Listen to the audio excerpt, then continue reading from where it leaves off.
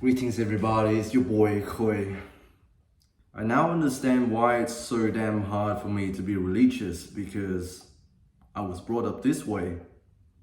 I was brought up by my parents and by the society that my parents were a part of. If you know anything about the Vietnam War, around 1968, Vietnam was in a bit of a political unrest state.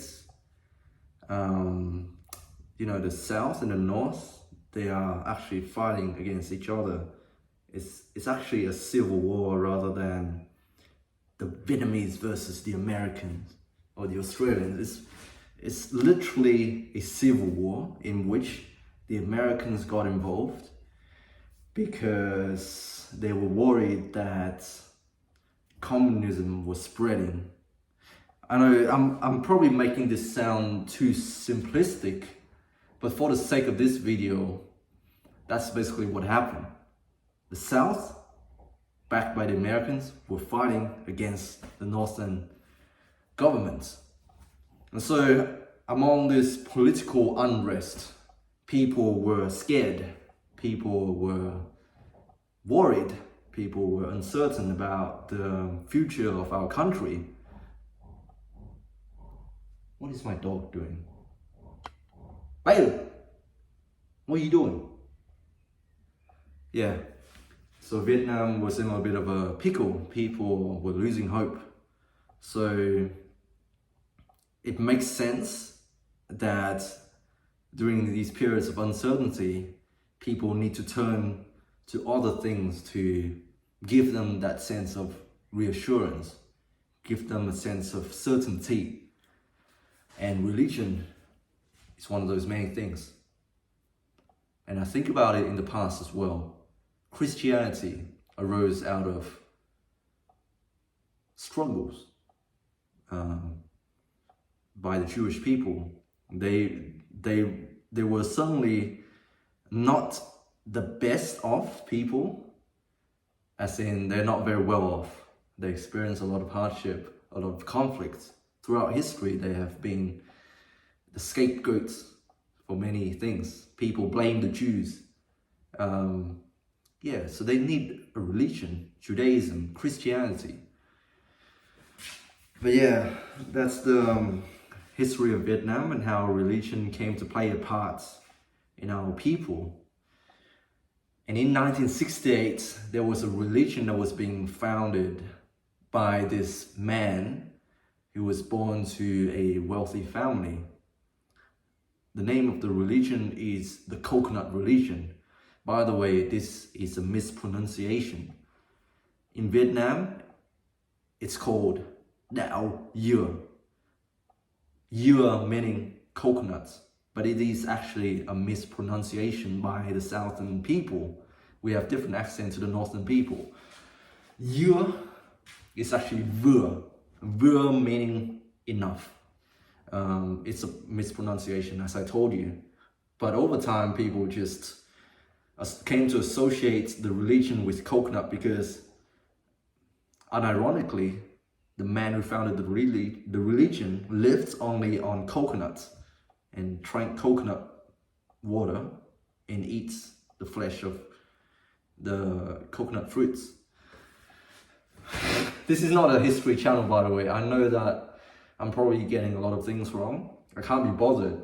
I just want to share this with you all because I found it so fascinating throughout my travel in Vietnam. This is the one thing that's stuck in my mind ever since. When I visit the province of Bến Tre, I learned about this story.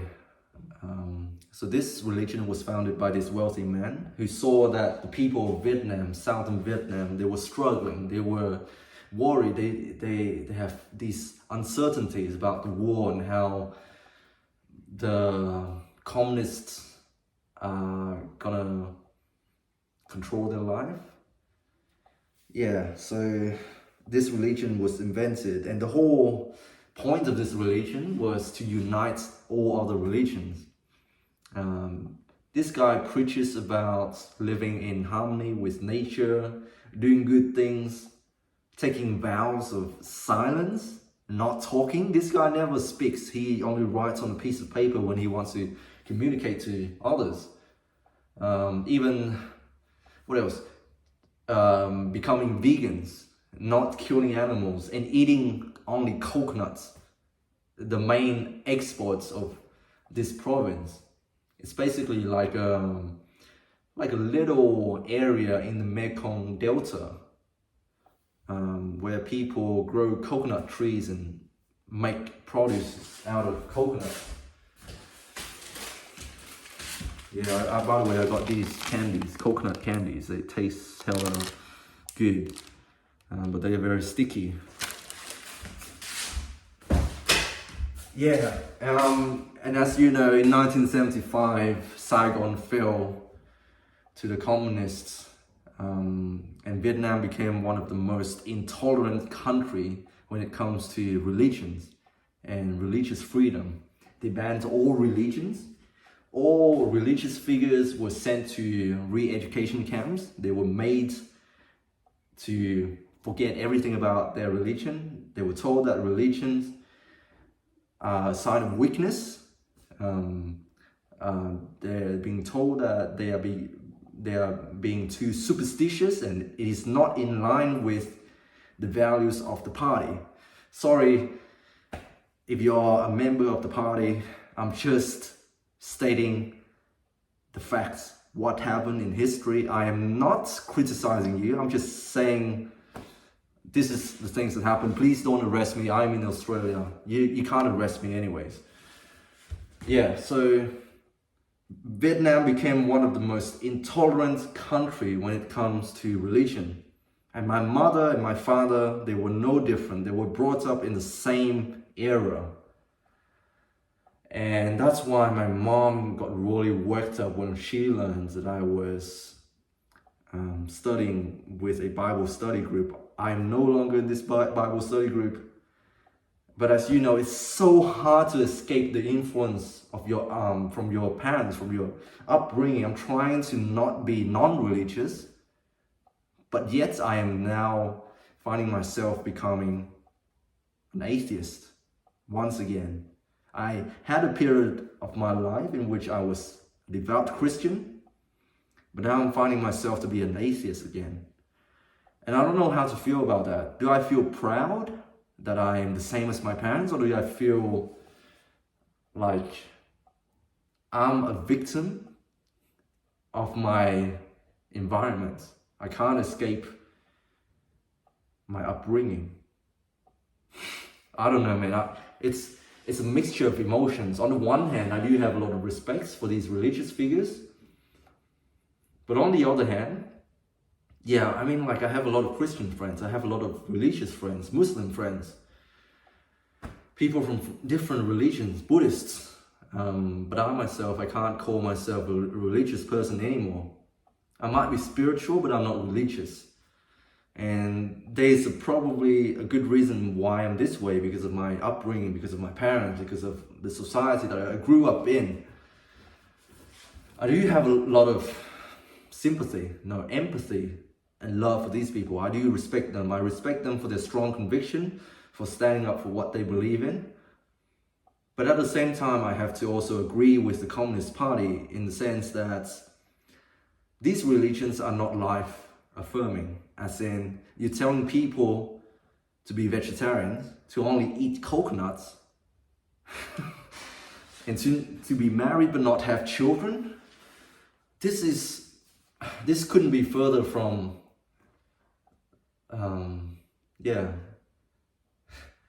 you're telling people to deny their natural urges. I mean, these people who are willingly joining this cult, as deemed by the party, they are doing this voluntarily. No one is forcing them to do that. But at the same time, the spreading of the message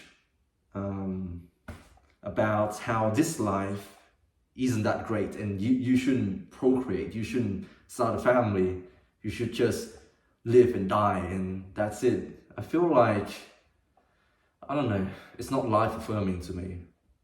And my value is that you should have balance in life. You should enjoy life, but you also need to restrict yourself sometimes.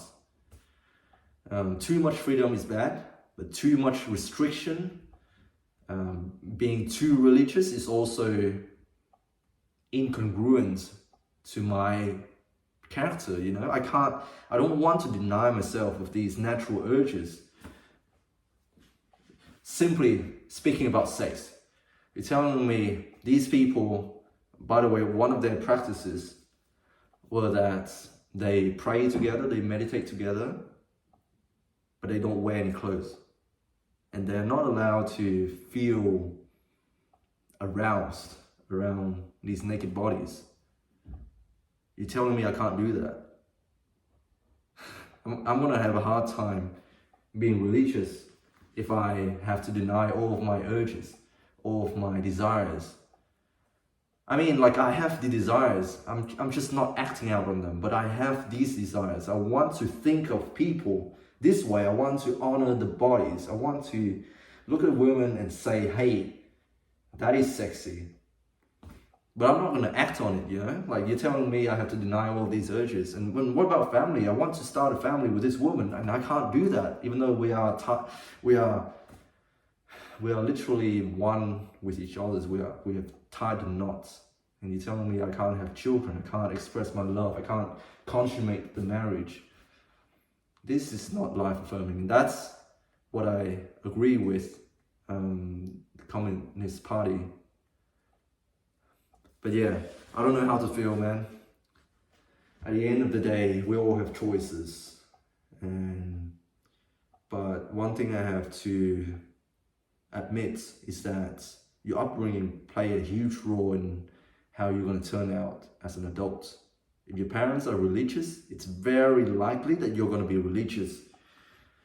And if your parents, like my parents, have been brought up in a post-Vietnam War communist regime, chances are you're probably going to be non-religious, or you're just going to be a lukewarm Christian.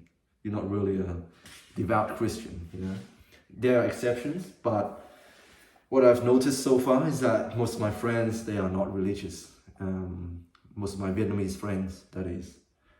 Anyways, I do think religions have a role to play in our society, and the reason why I'm talking about this was because I saw the Jehovah's Witnesses today standing underneath the scorching sun at the bus stop. They just stand there because they believe that their God has commanded them to do such things, to spread the word of love about God. And no matter what their environments is, how hard it is, they are still gonna martyr themselves in order to bring about the greater good in humanity. Anyways, hope you guys are doing well. Stay strong. I don't know what to say. God bless, I guess. Hope you guys are doing well, and I'll speak to you soon. Cheers.